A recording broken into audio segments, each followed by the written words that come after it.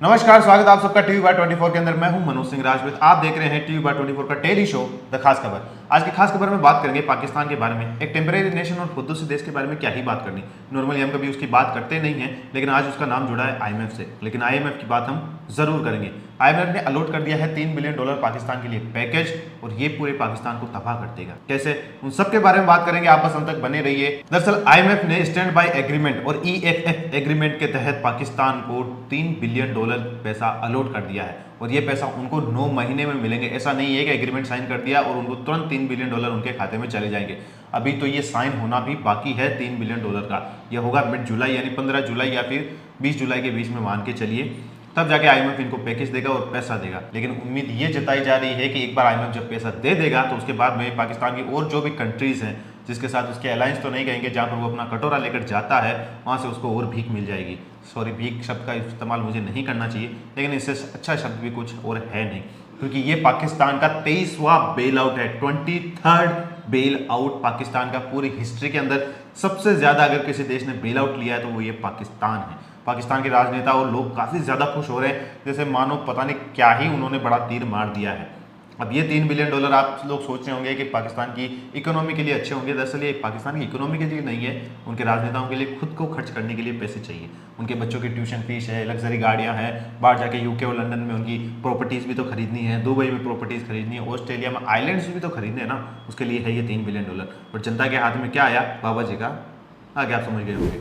दरअसल 2019 में आईएमएफ ने एक एग्रीमेंट साइन किया था पाकिस्तान के साथ में, जिसका नाम है extended fund and fertility programme. एक प्रोग्राम चलाया जाता है आईएमएफ के अंदर, जहां पर गरीब देश लोन ले सकते आईएमएफ से, और उसी के अंदर पाकिस्तान गया था और वहां पर ये डील एग्रीमेंट साइन हुआ था। उसके बाद में जब ये SBA यानी स्टेट बैंक ऑफ पाकिस्तान के साथ में एक डील साइन हुई थी, जिसके अंदर उनको $6 बिलियन देने का वादा किया गया था 2019 में। लेकिन अब ये आते आते 2023 हो चुके हैं। 4-5 साल बाद उनको पहले इनकी किस्त मिली है, जो है तकरीबन $3 बिलियन। वैसे तो पाकिस्तान ने $2.5 बिलियन ही मांगे थे, लेकिन उनको $3 बिलियन देते हुए आईएमएफ ने पूरा काम किया है। वैसे बता दें आपको, फरवरी से आईएमएफ इनको पैसे दे, आज दूंगा कल दूंगा, आज दूंगा कल दूंगा कर रहा है, लेकिन पैसे इनको दिए नहीं। अब जाकर पैसे मिल गए हैं, लेकिन वो भी अभी पूरी तरीके से नहीं मिले हैं। $3 बिलियन भी इनको हर एक दिन नहीं, हर महीने से महीने और एक टास्क पूरा करने के बाद होगा। आईएमएफ का पैसा आप सब लोगों को पता होगा इतनी आसानी से मिलता नहीं है। कई सारी शर्तें माननी पड़ती है, जैसे हमने मानी थी 1991 में, और कई सारे लोग आज भी मानते हैं कि मनमोहन सिंह जी ने तो तीर मारा था, लेकिन वो तीर कैसा मारा था वो शायद ज़्यादातर लोग नहीं जानते। अगर हम आईएमएफ की शर्तें नहीं मानते तो आज शायद तक हमारी हालत भी पाकिस्तान जैसी होती। हमें मजबूरी में मनवाया गया, और शायद तक ये आईएमएफ वालों की मेहरबानी है कि उन्होंने इतना अच्छा काम किया इंडिया के अंदर कि आज इंडिया की इकोनॉमी ग्रो हो गई। बात करेंगे पाकिस्तान की, तो पाकिस्तान के साथ में कई सारी शर्तें मनवाई है आईएमएफ वालों ने, और जिसमें से एक ये कि वो कोई भी लग्जरी गाड़ी इंपोर्ट नहीं कर सकते। जो भी वो सब्सिडी दे रहे हैं बिजली के ऊपर, जो कि हाईली सब्सिडाइज होती है, सपोज कीजिए 10 रुपये का अगर बिल आ रहा है किसी का, तो उसमें से 7 रुपये तो पाकिस्तान गवर्नमेंट सब्सिडी दे देती है, 3 रुपये बढ़ने पड़ते हैं, जिसकी वजह से वो सत्ता में बैठे रहते हैं। उसके बावजूद भी, इतनी सब्सिडीज के बावजूद भी, एक भी सरकार अपना 5 साल का टर्म्स कंप्लीट नहीं कर पाई। बात करेंगे उसके आगे मिलिट्री की, तो मिलिट्री की वजह से लगातार वहाँ की जो सियासत है, राजनीति है, वो लगातार खराब होती जा रही है। टर्म्स काफ़ी ज़्यादा यूज़ की जाती है पाकिस्तान के लिए। जैसे आप में से कई लोग सोचते होंगे कि एक देश के पास आर्मी है, लेकिन ये एक ऐसी आर्मी है जिसके पास पूरा का पूरा देश है। जिन्ना ने एक राष्ट्रपति या फिर जिन्ना से प्रधानमंत्री बनने की जिद के अंदर एक पूरा देश बना बैठा, और खुद 1 साल के अंदर भी मर गया। वहाँ पर उसने इतना इंजॉय भी नहीं किया था अपनी पावर को, लेकिन उसने जो किया वो आज तक सब लोग भुगतते रहे, और शायद तक इंडिया के लिए ये अच्छा हुआ या बुरा हुआ, ये पूरा डिबेट का इशू है। इसके बारे में कभी और बात करेंगे। बात करते हैं आगे पाकिस्तान को ये $3 बिलियन किस तरीके से तोड़ देगा उस बारे में। अगर बात करेंगे आईएमएफ की एक और शर्त की, तो आईएमएफ ने ये कहा है कि उनका जो पाकिस्तानी रुपया है वो इंटरनेशनल मार्केट के हिसाब से चलेगा, यानी जो एक्सपोर्ट इंपोर्ट होता है उसके हिसाब से उनके रुपये की कीमत तय की जाएगी। इसके अंदर SBP यानी स्टेट बैंक ऑफ पाकिस्तान और उनकी जो सेंट्रल बैंक है वो किसी भी तरीके से हस्तक्षेप नहीं करेगी। दरअसल जो पाकिस्तान का अभी करंट रेट है वो $286 है $1 का, और लेकिन अगर आप ब्लैक मार्केट में जाएंगे तो तकरीबन 310 रुपये पाकिस्तानी $1 के बराबर है। और ज़्यादातर लोग अपना पैसा है वो वहीं से निकाल रहे हैं, पाकिस्तानी रुपये को एक्सचेंज कराने के लिए डॉलर में ब्लैक मार्केट का ही यूज़ में ले रहे हैं। और पाकिस्तान की गवर्नमेंट ये बात अच्छी तरीके से जानती भी है, और ये बात आईएमएफ भी जानता है। तो आईएमएफ ने कह दिया कि आप अब से रुपयों को कंट्रोल नहीं करेंगे। अगर ये सारी शर्तें मानता है शहबाज शरीफ, उनके पास भी 15 दिन का टाइम है, अगर वो ये मान जाते हैं तो जाके उनको ये पैसा मिल जाएगा, उसमें भी ये पूरा पैसा नहीं मिलेगा। ये $3 बिलियन तोड़ेगा कैसे पाकिस्तान को, ये बता देते हैं। पाकिस्तान के एक फॉर्मर वर्ल्ड बैंक एडवाइजर है जिनका नाम है आबिद हुसैन। उन्होंने एक स्टेटमेंट जारी किया IMF की इस डील के तुरंत बाद, जहां पर उन्होंने ये कहा, over the last 3 decades IMF assistant has not been able to bring about the tangible reforms. IMF programs have just been more of a band-aid. उनके कहने का मतलब है कि जो IMF ने पिछले 30 सालों में जो भी किया है पाकिस्तान के लिए वो पूरी तरीके से बेकार है, वो किसी भी तरीके से काम नहीं आएगा जिस तरीके से वो पैसे दे रहे हैं। उसके बाद में उन्होंने कहा कि जो IMF का जो पैसा है वो एक घाव के ऊपर से बैंडेज के बराबर है। आप मान के चलिए, अगर आपके हाथ के ऊपर चाकू से बहुत बड़ा गहरा घाव है जहाँ पर टाँके लगाने की ज़रूरत है, कोई आए इतने बड़े घाव के ऊपर एक बैंडेज लगा के चला जाए, वही हो रहा है सेम पाकिस्तान के साथ में।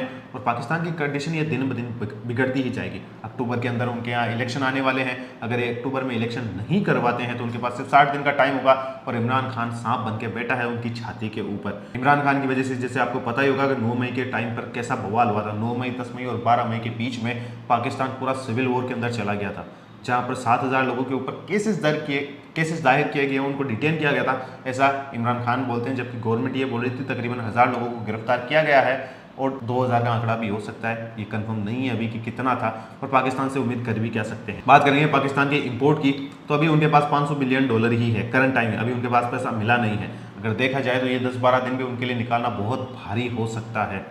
पाकिस्तान की बात करें तो और भी कई सारे देश है जो कि उसकी मदद करने के लिए आगे आने वाले हैं, जैसे चाइना, सऊदी अरेबिया, कुवैत, जहाँ पर वो कटारा लेकर जा सकता है, बस वो सारे देश उसकी मदद करेंगे। अमेरिका के पास नहीं जाएंगे क्योंकि IMF एक तरीके से अमेरिका ही है और अमेरिका कंट्रोल करता है। IMF के द्वारा कई सारे देशों को, इंडिया को भी कंट्रोल करने की बहुत कोशिश की थी, लेकिन ऐसा हुआ नहीं। बात करेंगे आगे फिर पाकिस्तान की, तो पाकिस्तान की कंडीशन दिन ब दिन और बदतर से बदतर होती जाएगी। ये पैसा उसको किस्तों में मिलेगा। अगर सपोज कीजिए उसको आज $3 बिलियन की ज़रूरत है, लेकिन उसे इसी साल यानी जुलाई, इस 2023 की जुलाई से लेकर 2024 की जुलाई तक उसको $30 बिलियन लोन के चुकाने हैं। पूरा $3 बिलियन का पैकेज अनाउंस होता है और $30 बिलियन उसको पिछले 1 साल में चुकाने हैं और 9 महीने में मिलने वाले उसको $3 बिलियन। ये कैसे काम चलेगा पता नहीं। हाँ, और कोई देश उसकी मदद करते हैं तो और पाकिस्तान कर्ज में चला जाएगा। अगर पाकिस्तान मान भी जाता है सारे IMF की रिफॉर्म्स को, तो उसके बाद में हाई इन्फ्लेशन तो नहीं देखने को मिलेगा, क्योंकि अभी उनकी जो रेपो रेट है वो है तकरीबन 22%, जो कि इस पूरी दुनिया में सबसे हाई तो नहीं बोल सकते, लेकिन एक स्टेबल कंट्री के लिए सबसे ज़्यादा हाई है। इंडिया की बात करेंगे तो इंडिया में 6.1% रेपो रेट है, जहाँ पर लोगों की हालत इतनी ज़्यादा ख़राब हो गई है, लेकिन पाकिस्तान की तो 22% है। वो लगातार अपनी करेंसी को लगातार डीवैल्यू करते जा रहे हैं और ये आने वाले टाइम में पाकिस्तान की जनता के लिए सबसे बड़ी दिक्कत होगी। और आप में से लोग सोचते होंगे लोन तो मिल ही रहा है, लेकिन ये लोन कभी जनता तक नहीं पहुँचेगा। ये पूरा का पूरा पैसा यूज़ में जाएगा आर्मी के और वहाँ के जो पॉलिटिशियंस हैं उनके हाथ में। पाकिस्तान का आज तक का इतिहास रहा है, चाहे अमेरिका ने उनको कंटेनर भर भर के पैसा पहुँचाया हो, लेकिन कभी भी वो जनता के हाथ नहीं लगा। ऐसे ही नहीं, बाजवा साहब $600 मिलियन की प्रॉपर्टी बना लेते हैं, बहुत मुश्किल काम है।